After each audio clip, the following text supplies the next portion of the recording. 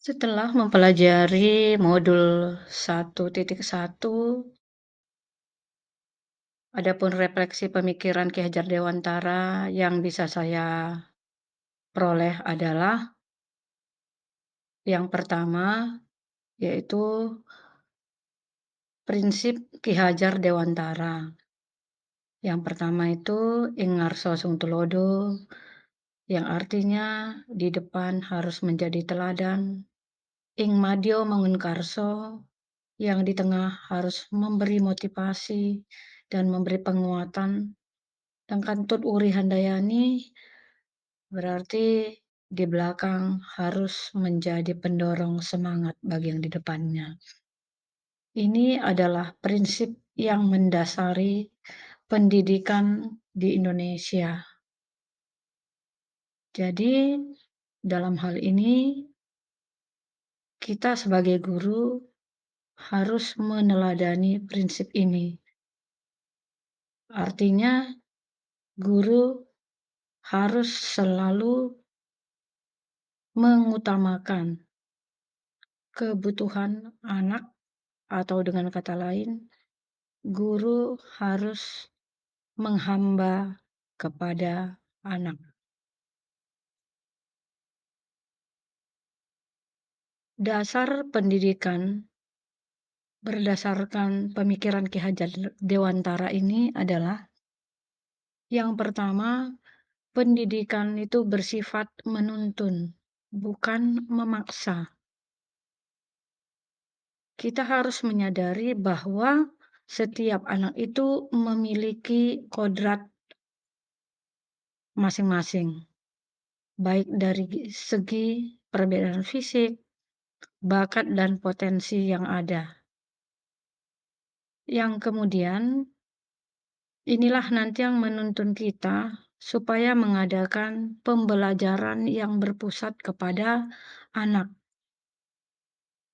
sehingga kita dapat menuntun anak tersebut sesuai dengan potensi dan bakat atau minat serta keinginan mereka supaya tetap berjalan di arah yang benar.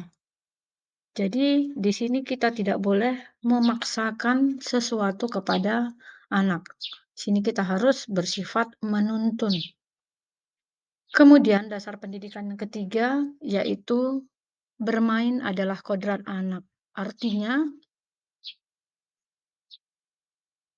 pembelajaran itu harus berpedoman atau harus mengutamakan kepada kegembiraan. Karena bermain itu identik dengan gembira. Jadi di dalam pembelajaran, jadi bisa saja kita selingi oleh sesuatu yang bisa menggembirakan anak. Contohnya adanya ice breaking atau permainan-permainan tradisional atau berbentuk lagu, pantun, sehingga ini akan mengeksplor, akan menimbulkan suasana kegembiraan pada anak. Jadi anak akan semakin bersemangat untuk belajar. Jadi yang terakhir, tujuan pendidikan itu pada prinsipnya adalah untuk keselamatan dan kebahagiaan anak. Jadi semuanya harus kita kembalikan kepada keselamatan dan kebahagiaan anak tersebut. Artinya fokusnya bukan menjadi sesuatu, tetapi adalah keselamatan dan kebahagiaan anak itu. Kemudian setelah mempelajari modul 1.1 ini, ada beberapa pertanyaan yang bisa saya jawab, yaitu yang pertama, apakah yang saya percaya tentang murid dan pembelajaran sebelum mengikuti modul ini? Jadi sebelum mengikuti modul ini, saya cenderung mendominasi anak di kelas. Jadi saya berupaya supaya anak itu mengikuti sesuai dengan kehendak saya, keinginan saya. Jadi saya tidak berfokus kepada anak. Saya cenderung memaksa anak untuk mengikuti apa yang saya inginkan dengan harapan mereka dapat menerima pembelajaran dengan baik. Kemudian yang kedua, saya cenderung mengejar ketercapaian materi dan kemampuan akademik anak. Jadi saya tidak memperhatikan keinginan hati anak. Saya kurang memperhatikan potensi dan bakat yang ada pada anak. Kemudian yang ketiga itu saya kurang memperhatikan karakteristik anak. Padahal sebenarnya dengan memperhatikan karakteristik ini, saya bisa menciptakan suasana pembelajaran yang lebih baik lagi. Kemudian yang keempat adalah suasana pembelajaran cenderung kaku.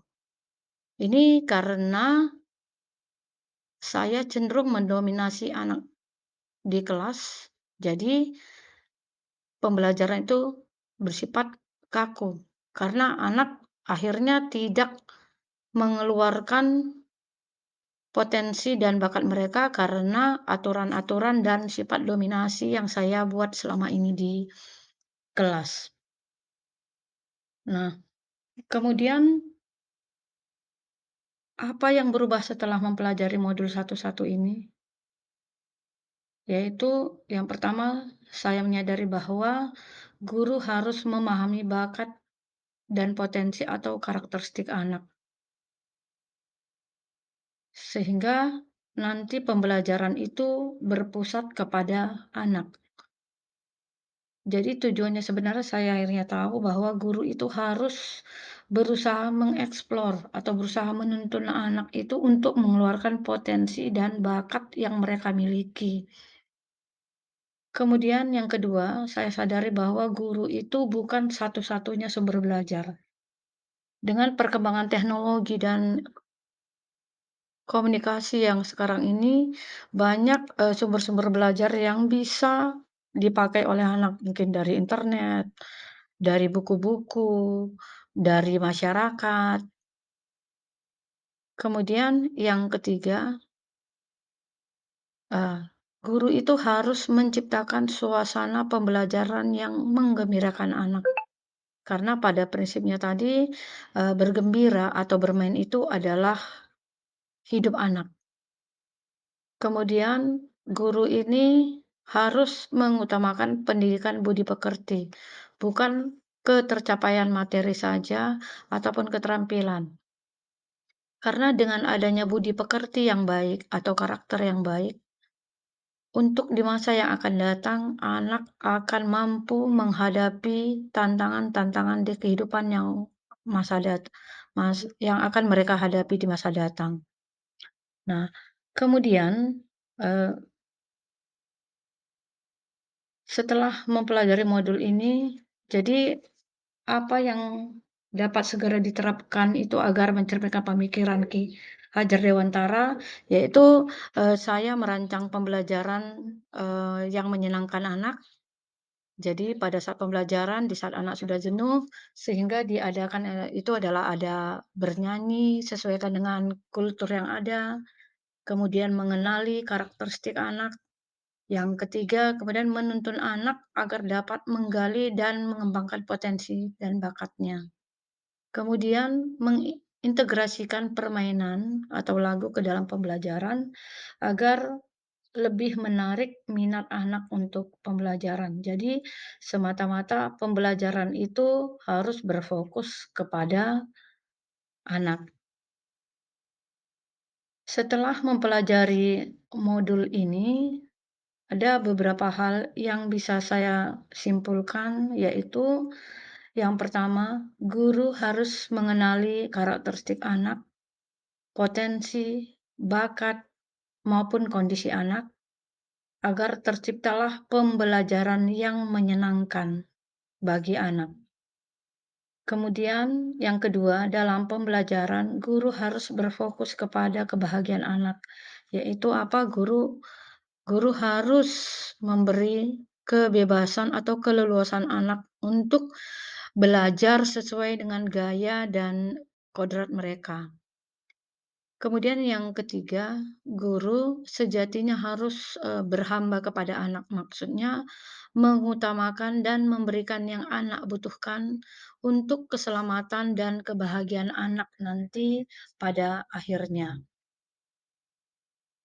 Nah, Demikianlah yang bisa saya sampaikan untuk refleksi pemikiran Ki Hajar Dewantara.